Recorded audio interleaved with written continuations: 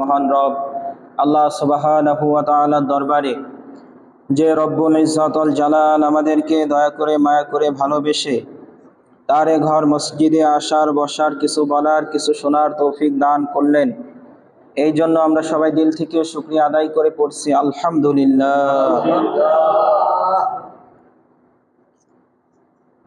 তো আমরা যারা মসজিদে আসতে পারছি,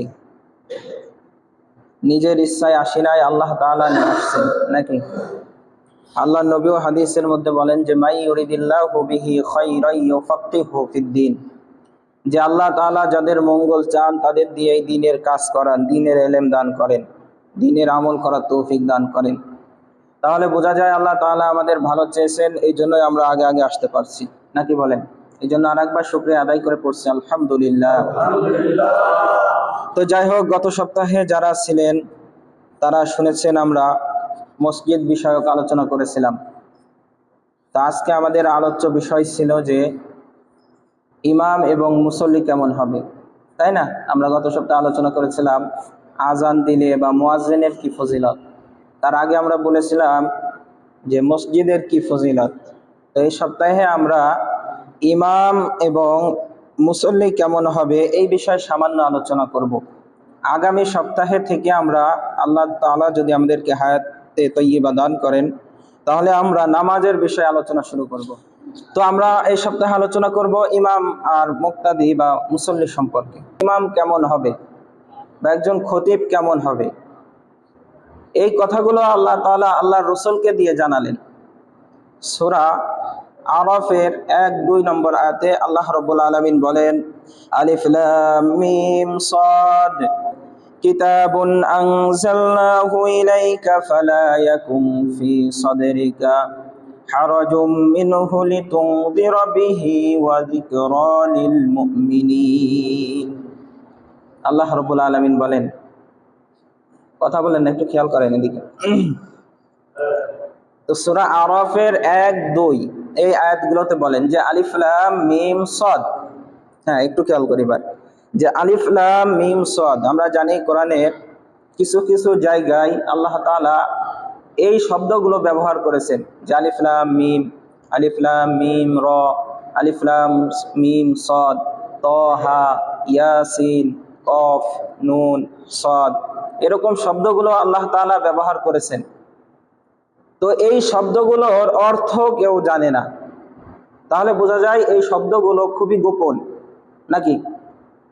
যেহেতু কেউ এর অর্থ জানে না এই অক্ষরগুলোর, তাহলে বোঝা যায় এই শব্দগুলো খুব গোপন শব্দ। যেমন একটা উদাহরণ দিলে বোঝা যাবে, সেটা হচ্ছে দেখবেন যে মানুষের নামের আগে লেখে HM বা এম, শুধু এম, এভাবে লেখে না। যে এম এ কি বোঝায়, যে দেখা যাচ্ছে যে এম এ মোহাম্মদও বোঝায় বা এম এ মাওলানাও বোঝায় বা এম এ এমডিও বোঝায়, মানে এইভাবে এক একটা বোঝায়, মানে শর্ট নিকনেম যেটাকে বলে। তো এইভাবেও হয়তো বা আল্লাহ তাআলা রাসূলকে এইভাবে শর্ট ভাবে কিছু জানিয়েছেন, যেটার খবর মানুষ জানে না। তো এর পরের আয়াতে বলতেছেন কিতাবুন আনজালনাহু ইলাইকা ফালা ইয়াকুম ফি সাদরিকা, যে কিতাবুন আনজালনাহু ইলাইকা, আমি আপনার কাছে যে কিতাব নাজিল করেছি, ফালা ইয়াকুম ফি সাদরিকা হারাজুন, যে আপনি এই কিতাবকে মানুষের কাছে স্পষ্ট আকারে বর্ণনা করে দিবেন, আর এই বর্ণনা করার সময় যেন আপনার সদর, মানে হচ্ছে কলবের মধ্যে যেন কোনো ভয় না আসে। আপনাকে যে কিতাব দেওয়া হয়েছে, এই কিতাব মানুষের কাছে যখন প্রচার করবেন, এই প্রচার করার সময় যেন আপনার মধ্যে কোনো সংকীর্ণতা না আসে, ভয় না আসে। ভয় কি, যে আমি যদি এটা সঠিকভাবে মানুষের কাছে প্রচার করি, তাহলে দেখা যাবে আমার দাওয়াত কমে যাবে, দেখা যাবে মানুষ আমাকে ভালোবাসবে না, হাদিয়া তোহফা কমে যাবে। এই নিয়তে আপনি এই মনোভাব কখনো করবেন না। ফালা ইয়াকুম ফি সাদরিকা হারাজুম মিনহু লিতুনযিরা বিহি, এটা দিয়েই আপনি মানুষকে ভয় দেখাবেন, যেটা আপনার কাছে যেভাবে নাজিল করা হয়েছে এইভাবেই আপনি মানুষের কাছে পৌঁছে দিবেন। ওয়া যিকরা লিল মুমিনিন, তাহলে এটা মুমিনদের জন্য উপকার হবে, উপদেশ হবে। বুঝতে পারছেন? আয়াত আল্লাহ পাক রাসূলকে বললেন যে আপনাকে যে আয়াত বা কোরআন দেওয়া হয়েছে, এই কোরআন আপনি মানুষের কাছে ওইভাবেই পৌঁছে দিবেন যেভাবে আমি নাজিল করেছি। আর এই নাজিল মানে পাঠানো, এরপরে পৌঁছানোর সময় আপনি আপনার কলবের মধ্যে ভয় পাবেন না, ভয় কিসের? আল্লাহ তাআলা আপনাকে পাঠিয়েছেন, যেভাবে প্রচার করতে বলেছেন আপনি ওইভাবেই প্রচার করবেন। যদিও আপনার হাদিয়া তোহফা কমে যায়, তারপরেও আপনি কাউকে দেখে ভয় পাবেন না, স্পষ্ট আকারে মানুষের মধ্যে পৌঁছে দিবেন। তাহলে এটা, এই পৌঁছানো মুমিনদের জন্য উপকার হবে, মুমিনদের জন্য উপকার হবে। এই কথাও আবার সূরা নাহলের মধ্যে আল্লাহ তাআলা বলেন, সূরা নাহলের 40 নম্বর আয়াতে, ওয়া আনজালনা ইলাইকা যিকরা লিতুবাইয়িনা লিন-নাসি মা নুজিলা ইলাইহিম ওয়া লাআল্লাহুম ইয়াতাফাক্কারুন।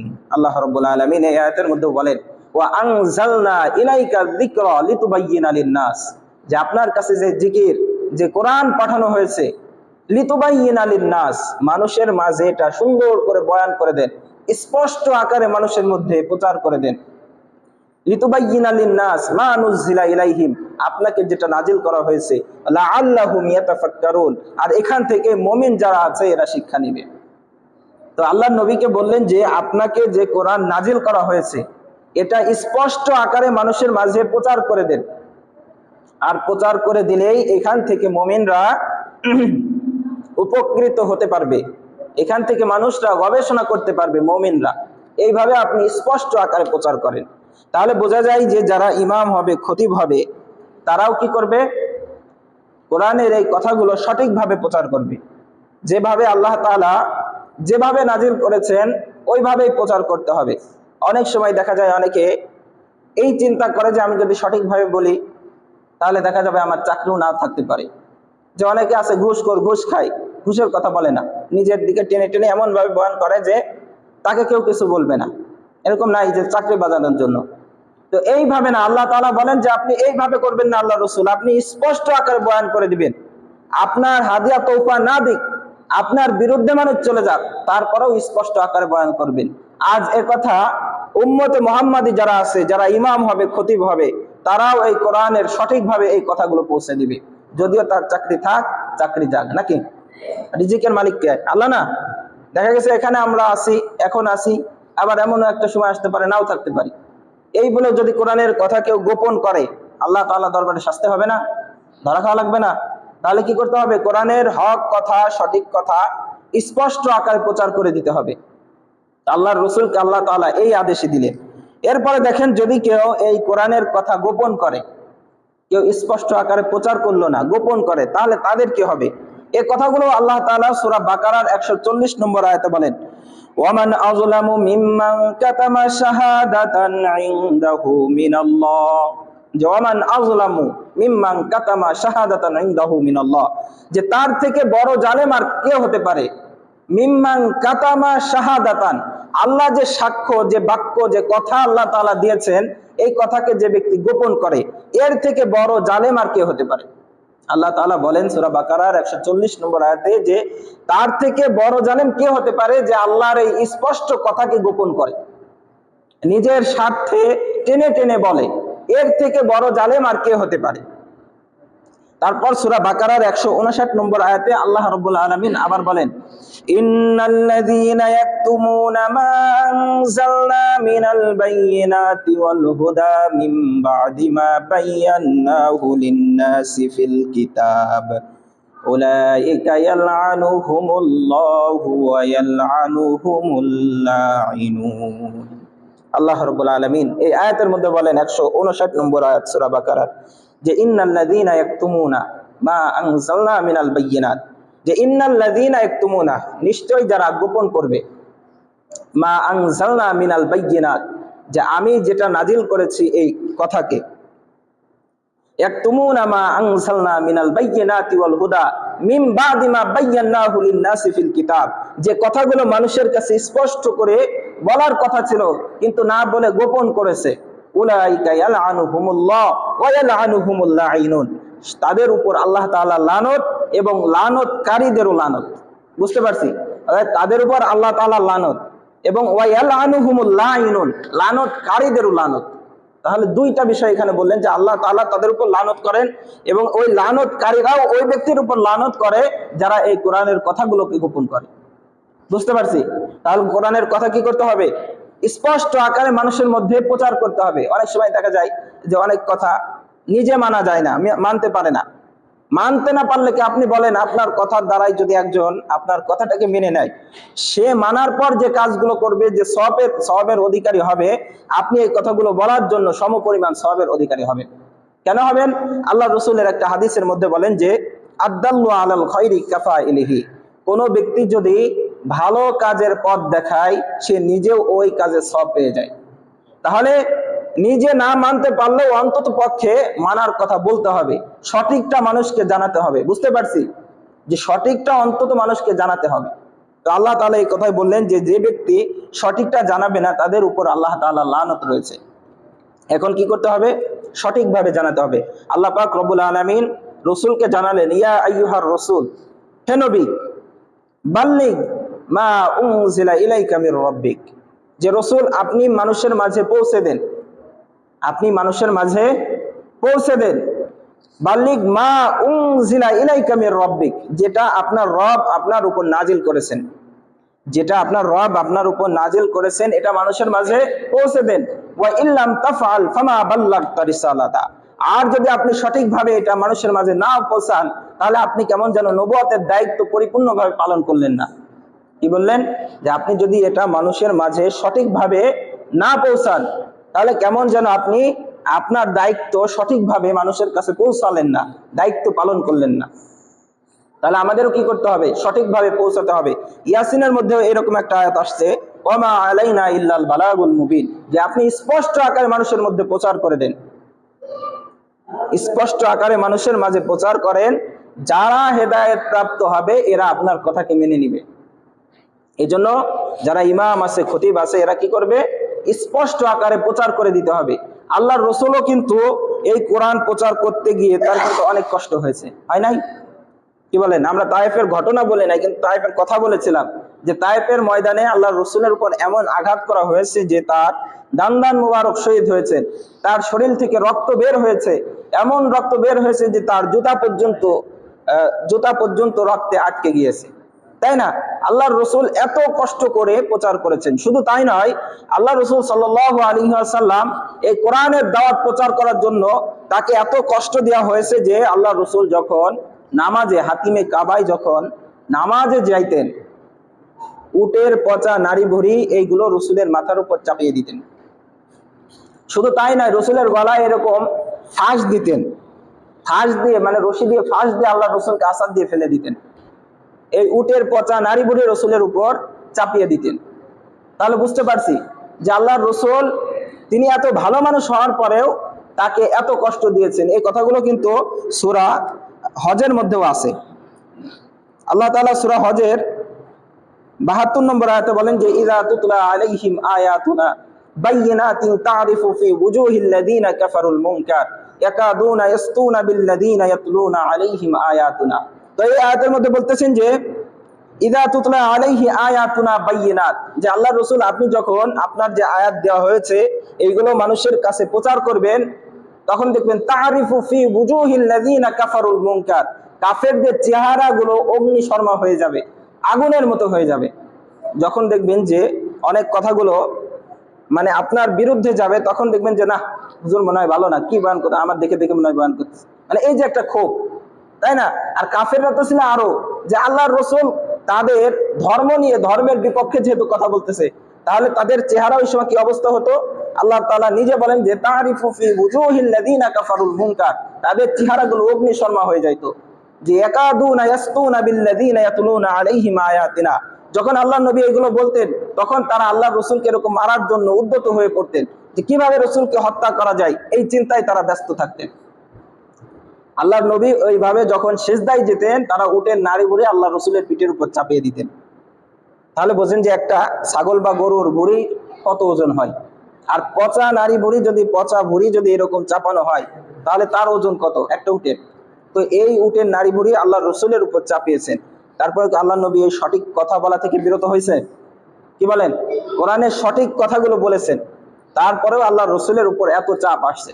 এখন দেখা যায় অনেক ইমাম, অনেক খতিব কি করে, নিজের স্বার্থে কথাগুলো গোপন করে ফেলে, সঠিকভাবে প্রচার করে না চাকরি হারানোর ভয়ে। এরকম নাই? তো তাহলে বুঝতে হবে আল্লাহর রসুল এই একই কোরআন প্রচার করেছেন, প্রচার করার দরুন আল্লাহ রসুলের উপর হুমকি ধামকি, চোখ রাঙানি, এমনকি হত্যা পর্যন্ত চেষ্টা করেছে। আর আমরাও এখন এমন ভাবে কোরআন প্রচার করি, আমাদের উপর হুমকি ধামকি তো আসেই না, আরো আরামের ব্যবস্থা করা হয়। তাহলে বোঝা যায় আল্লাহ রসুলের মতো কোরআন প্রচার আমাদের হচ্ছে না, নাকি? এই জন্য আমাদেরকেও আল্লাহ রসুল যেভাবে চলেছেন আমাদেরকে ওইভাবে চলতে হবে। আল্লাহ রসুল যেভাবে কোরআন প্রচার করেছেন আমাদেরকে ওইভাবে কোরআন প্রচার করতে হবে। বুঝতে পারছি? এই কথাগুলো যেহেতু মিডিয়াতে যাবে এই জন্য বলতেছি। তাহলে এখান থেকে আমরা বুঝতে পারলাম এই আলোচনা থেকে যে কোরআনের কথা যখনই বলা হবে তখন স্পষ্ট আকারে বলতে হবে। এখন আমরা যারা আছি, আমাদের করণীয় কি? মুসল্লি যারা আছি আমরা কি করব? একজন ইমামের যে মর্যাদা, এই মর্যাদাটুকু প্রথমে দিতে হবে। আল্লাহ তাআলা নিজেও কিন্তু মর্যাদার কথা বলেছেন, আল্লাহর নবীও বলেছেন যে ইন্নাল উলামা ওয়ারাসাতুল আম্বিয়া। এই আয়াত আমাদের সবার, এই হাদিস সবার মুখস্থ না? কি বলেন? আমরা মুখস্থ না হলেও অন্তত পক্ষে এটা জানি যে আল্লাহর নবী বলেন যে ইন্নাল উলামা ওয়ারাসাতুল আম্বিয়া, যে এই নবীগণের ওয়ারিস হচ্ছে ইন্নাল উলামা, উলামারা হচ্ছে নবীগণের ওয়ারিস। তো এরা কিসের ওয়ারিস? ওয়া ইন্নাল আম্বিয়া লাম ইউয়ারিসু দিনারা ওয়ালা দিরহামা, যে এরা কোনো টাকা পয়সার ওয়ারিস না, এরা কোনো টাকা পয়সার ওয়ারিস না। তাহলে কিসের ওয়ারিস? এরা হচ্ছে ইলমের ওয়ারিস। আল্লাহ রসুল যে ইলম রেখে গিয়েছেন, এই ইলমের ওয়ারিস হচ্ছে এই উলামা ইকরাম। বুঝতে পারছি?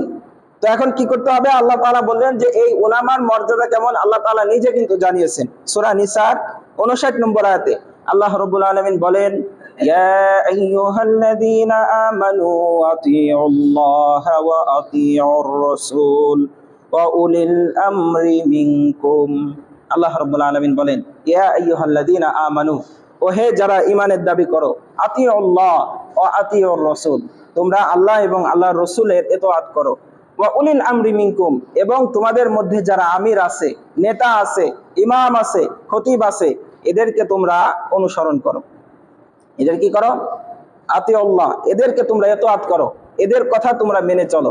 আল্লাহর রাসূল আরেকটা হাদিসের মধ্যে বলেন, যে বিশাল বড় হাদিসের একটা অংশে বলেন যে তোমাদের মধ্যে যে আমির হবে, একটু খেয়াল করি, ঘুমানো যাবে না, একটু খেয়াল করি, তোমাদের মধ্যে যে আমির হবে, এই আমিরের মাথা যদি কিসমিসের মতো ছোট হয়, সে যদি হাবশি গোলামও হয়, তারপরেও তোমরা তার কথাকে মেনে নিবে, তারপরেও তোমরা তার কথাকে মেনে নিবে।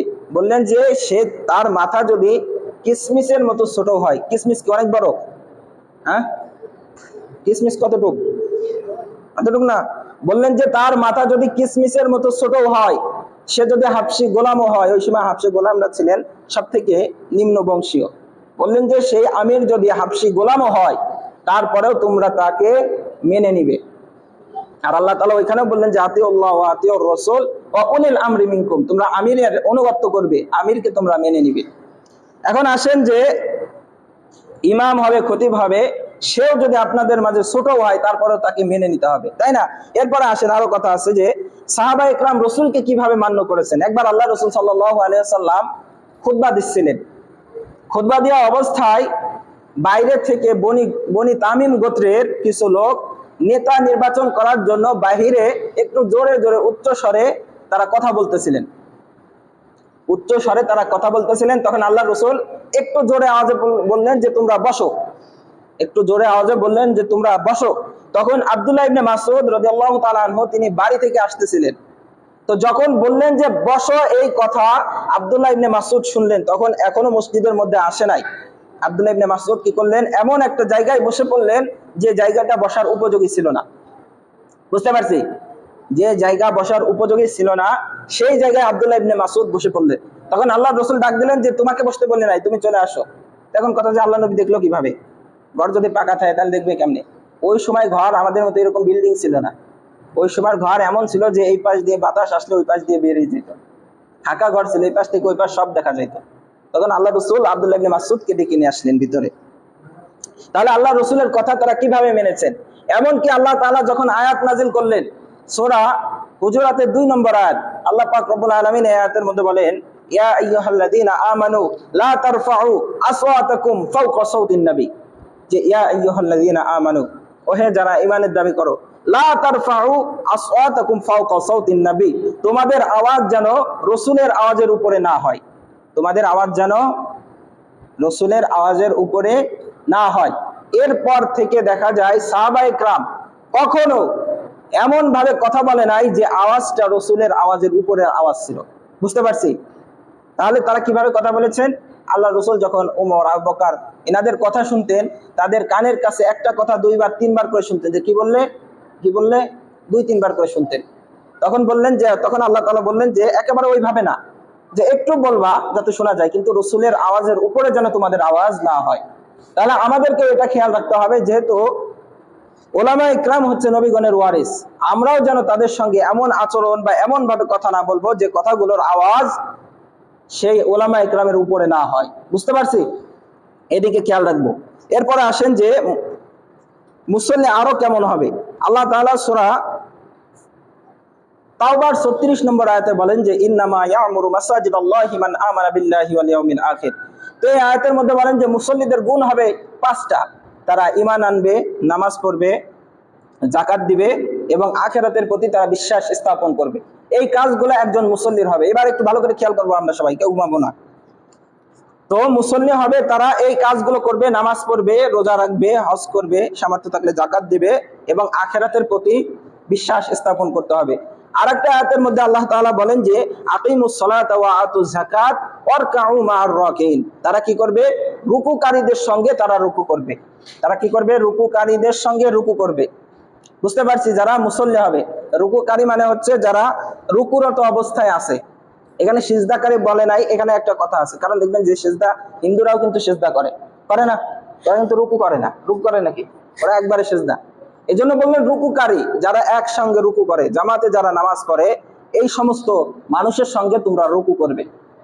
তার মানে বোঝালো কি যে তোমরা জামাতে নামাজ পড়বে। মুসল্লি যারা আছে আমাদের কি করতে হবে? জামাতে নামাজ পড়তে হবে। আরেকটা হাদিসের মধ্যে আল্লাহ নবী সাল্লাল্লাহু আলাইহি ওয়াসাল্লাম বলেন, এবার একটু খেয়াল করি, আল্লাহ নবী বলেন যে মাসাজিদুহুম আমিরাতু ওয়া হিয়া খরাবুম মিনাল হুদা ওয়া উলামাউহুম শাররুম মিন তাহতি আদিমিস সামা। খেয়াল করি এবার, আল্লাহ নবী বলেন যে মাসাজিদুহুম আমিরাতু ওয়া হিয়া খরাবুম মিনাল হুদা, যে কিয়ামতের পূর্বে মসজিদগুলো হয়ে যাবে দালান কোঠা, বিল্ডিং মোজাইন করা, সুন্দর, অনেক বড় বড়। ওয়া হিয়া খরাবুম মিনাল হুদা, কিন্তু তার মধ্যে হেদায়েত থাকবে না। তার মধ্যে কি থাকবে না? বলেন, হেদায়েত থাকবে না। মসজিদগুলো বড় বড় হবে, পাকা করা হবে, টাইলস করা হবে, কিন্তু তার মধ্যে মুসল্লি খুঁজে পাওয়া যাবে না। এখন দেখেন তো, এই হাদিস মনে হয় যে আল্লাহর রাসূল বাংলাদেশের দিকে তাকিয়ে তাকিয়ে বলছে যে মসজিদগুলো দেখবেন যে এইটার থেকে আরেকজন চেষ্টা করে যে ওদের থেকে আমাদের সুন্দর হবে, এরকম বর্তমান প্রতিযোগিতা চলছে না? কিন্তু কি ওর মধ্যে ওয়াহিয়া খরাবুম মিনাল হুদা, ওর মধ্যে হেদায়েত নাই, মানুষ নাই, মুসল্লি নাই। ভুল বললাম? বর্তমান কিন্তু এটাই চলছে। এই জন্য আল্লাহ নবী এই কথাই বললেন যে মাসাজিদুহুম আমিরাতু ওয়া হিয়া খরাবুম মিনাল হুদা, মসজিদগুলো হবে বড় বড়, বিল্ডিং করা, সুন্দর করা হবে, কিন্তু তার মধ্যে হেদায়েত থাকবে না। যা বর্তমান আমরা এটাই দেখি, যে আজান হয়ে যায়, মুসল্লির খবর থাকে না, কিন্তু এই মুসল্লিগুলো দেখা যায় অনার্থক সময় কাটায় বাজার। এরকম নাই? কি বলেন? এই জন্য আমাদের ওই ধরনের মুসল্লি হতে হবে যে মুসল্লিগুলো আমরা আজান হওয়া মাত্রই নামাজে আসতে পারি। এরকম হতে পারবো না ইনশাল্লাহ। এখন আসেন আরেকটা বিষয়, সেটা হচ্ছে যে মুসল্লিরা তো মসজিদে এবার আসলোই, মনে করেন যে প্রতি নামাজে মনে করেন 50, 60, 100 জন মানুষ আছে, জামাতে উপস্থিত হয়েছে। এখন ইমাম কি করবে? ইমাম এই নামাজগুলোকে অনেক বড় করবে না অনেক শর্ট করবে? এ বিষয়েও জানা দরকার আছে না নাই? কি বলেন? অনেক সময় আমরা দেখি যে অনেক ইমাম আছে যে মুসল্লি হয়েছে, অনেক বড় কিরাত ধরতেছে, এরকম আছে না? আল্লাহ রসুল কি বলেন দেখেন, একবার মুআজ বিন জাবাল রাদিয়াল্লাহু তাআলা আনহু, তাকে ইমাম বানানো হলো। বসেন, এখানে বসে একটু শোনেন। মুআজ বিন জাবাল রাদিয়াল্লাহু তাআলা আনহুকে একবার একটা জায়গার ইমাম বানানো হলো। তো তিনি ইমাম হয়ে গেলেন। যাওয়ার পর এশার নামাজের সময়, নামাজের কিন্তু 3টা কিরাত আছে, দেওয়ালে মুফাসসাল, আওসাতে মুফাসসাল, এরকম 3টা কিরাত আছে। এই 3টা কিরাত হচ্ছে সুন্নতি কিরাত, অনেকে এই বিষয়টা জানেই না। তো এই মুআজ বিন জাবালকে যখন ইমাম করে পাঠানো হলো, মুআজ বিন জাবাল গেলেন। যাওয়ার পর এশার নামাজে সূরা বাকারা তেলাওয়াত শুরু করলেন। কোন সূরা? সূরা বাকারা। কোরআনের মধ্যে সবচেয়ে ছোট সূরা নাকি? কি বলেন? সবচেয়ে বড় সূরা। যখন এই বড় সূরা এশার সময় কিরাত শুরু করলেন, তো এই কিরাত শুরু করার পর পিছন থেকে কয়েকজন সাহাবা বা একজন সাহাবা তিনি কি করলেন, নামাজ ছেড়ে দিলেন। নামাজ ছেড়ে দিয়ে একা একা নিজের মতো নামাজ পড়লেন। নামাজ পড়ে সকালবেলায় রসুলের কাছে গিয়ে মুআজ বিন জাবালের নামে বিচার দিলেন যে আল্লাহর রসুল, সে মুআজ বিন জাবাল তিনি এশার নামাজে এত বড় কিরাত ধরেছে যে কিরাত আমরা সারাদিনের কাজ করা, অসুস্থ শরীর, অতক্ষণ দাঁড়া থাকার সামর্থ্য আমাদের নাই, এই জন্য আমরা নামাজ ছেড়ে দিয়ে আল্লাহ রসুল আমরা নামাজ পড়ে আপনার কাছে বিচার নিয়ে আসলাম, এমন করলে আমাদের আর জামাতে নামাজ পড়া হবে না। তখন আল্লাহ রসুল মুআজকে ডাক দিলেন, মুআজ, জি আল্লাহ রসুল। বললেন যে তুমি কি এই কাজ করেছো? জি। বলে আমি তো তোমাকে ফিতনা বাঁধানোর জন্য পাঠাই নাই, আমি তোমাকে পাঠিয়েছি তোমার খেয়াল থাকবে মুসল্লিদের দিক, তারা কি চায়। অনেক সময় দেখা যায় যে মুসল্লিদের মধ্যে অনেকেই অসুস্থ ব্যক্তি থাকে না, কি বলেন? মনে করেন আমার যে শারীরিক সুস্থতা আছে, একজন মুরব্বী সে সুস্থ থাকবে, কি বলেন? তারপরে বললেন যে অনেক সময় দেখা যায় একজন মুসাফির লোক থাকতে পারে, বা একজন লোক একটা জায়গায় যাবে এমন লোক থাকতে পারে, তাহলে তুমি এত বড় কিরাত ধরলে কেন? আমি তো তোমার ফিতনা বাঁধানোর জন্য পাঠাই নাই। তখন আল্লাহ রসুল তাকে ধমক দিলেন, ধমক দিয়ে বললেন, এরপর থেকে তুমি যখন কিরাত ধরবে তখন তুমি মুসল্লিদের দিকে খেয়াল রাখবে, তারা কি চায়, তারা কি চায় সেদিকে খেয়াল রেখে তুমি কিরাত ধরবে। আর একটা হাদিস, এটা বুখারী মুসলিম দুইটা হাদিসের গ্রন্থে এই হাদিসটা আছে। এরপরে মুসলিম গ্রন্থের আরেকটা হাদিসের মধ্যে আছে, এটা হচ্ছে 467 নম্বর হাদিস, ওটা ছিল 466 নম্বর হাদিস মুসলিমের, এটা হলো 67 নম্বর হাদিসের মধ্যে ওই কথাই বলেন যে যখন ইমামতি করবে তখন হালকা কিরাত পড়বে, যখন ইমামতি করবে তখন হালকা কিরাত ধরবে, কেননা তোমাদের পিছনে বৃদ্ধ, অসুস্থ এবং দুর্বল লোক থাকে। অনেক সময় দেখা যায় মুসল্লিদের মধ্যে বৃদ্ধ, অসুস্থ, দুর্বল লোক থাকে না? তাহলে বললেন যে আল্লাহ রসুল এই হাদিসের শেষ অংশে বললেন যে তুমি যখন একা একা নামাজ পড়বে তখন তুমি ইচ্ছা মতো কিরাত ধরবে, যখন একা একা নামাজ পড়বে তখন ইচ্ছা মতো কিরাত ধরবে, আর যখন তুমি ইমামতি করবে তখন মুসল্লিদের দিকে খেয়াল রেখে কিরাত করবে। এখন দেখা যায় অনেকেই অনেক সময় দেখা যায় যে বলে পাইছি যেহেতু আজকে ধরি কিরাত, এরকম আছে না? দেখা গেছে কারেন্ট নাই, এদিকে 1 পৃষ্ঠার একটা কিরাত ধরছে, অথচ আল্লাহ তাআলা ফাকরাউ মা তায়াসসারা মিনাল কুরআন, যে কোরআনের একটা অংশ থেকে কিছু পড়লেই হয়ে যাবে। তাহলে দেখা যায় অনেকে অনেক সময় এত বড় মানে জাহির করতে চাই যে আমি পারি, দেখো, এরকম আছে না? যদি খেয়াল রাখতে হবে যে এমন আচরণ বা এমন ব্যবহার করা যাবে না যেটার দ্বারাই নিজের বরত্ব প্রকাশ পায়, যে আমি পারি, দেখো। এরকম বরত্ব প্রকাশ করলে আপনার আমলগুলো কিন্তু বাতিল হয়ে যাবে। এই জন্য আমাদের উচিত, আমরা যারাই ইমামতি করব তাদের উচিত হবে মুসল্লিদের দিকে খেয়াল রাখা, যে তারা কি চায়। সাধারণত ফজরে একটু বড় কিরাত হয়, কিন্তু অন্যান্য নামাজের দিকে খেয়াল রাখা। আল্লাহ রসুলের অনেকগুলো হাদিস আছে, আমি 2টা হাদিস নিয়ে আসছি। এই জন্য ইমাম যারা আছে, খতিব যারা আছে, এরা মুসল্লিদের দিকে খেয়াল রেখে কিরাত করবে। তাহলে আজকের আমাদের আলোচনা থেকে আমরা এটা বুঝতে পারলাম, সম্পূর্ণ আলোচনা থেকে, যে ইমাম হবে, খতিব হবে, সে প্রথম কি করবে, যে কোরআনের কথাগুলো স্পষ্ট আকারে প্রচার করে দিবে। দ্বিতীয় নম্বর হচ্ছে যখন কোরআন প্রচার করবে কারোর ভয়ে কোরআন গোপন করবে না, বুঝতে পারছি। 3 নম্বর হচ্ছে মুসল্লি আমরা যারা আছে, সে ইমাম ছোট হোক বা খাটো হোক, এমনকি আল্লাহ রসুলের কথা অনুযায়ী সে যদি হাবশি গোলামও হয় তারপরেও তাকে সম্মান দিতে হবে। 4র্থ নম্বর আমরা পাইলাম যে মসজিদে যখন আজান হবে, আজান হওয়া মাত্রই আমরা যারা মুসল্লি আছি আমরা মসজিদের দিকে যাব। 5ম নম্বরে আমরা পাইলাম যে যে ব্যক্তি ইমাম হবে, খতিব হবে, সে অন্তত কিরাতগুলো মুসল্লিদের দেখে, মুসল্লিদের অনুযায়ী সে কিরাত করার চেষ্টা করবে। তাহলে এই কাজগুলো যদি করে তাহলে দেখা যাবে একটা সমাজের মধ্যে বিশৃঙ্খলা থাকবে না, সবাই মিলেমিশে একসাথে চলা যাবে, তাই না? তো আমরাও চেষ্টা করব মিলেমিশে চলার জন্য, করব। আমার তৌফিক ইল্লা বিল্লাহ। আল্লাহ তাআলা আমাকে সহ আমাদের সবাইকে সে পর্যন্ত হায়াতে তয়্যিবা দান করুক, আমিন। বারাকাল্লাহু লানা ওয়া লাকুম ফিল কুরআন।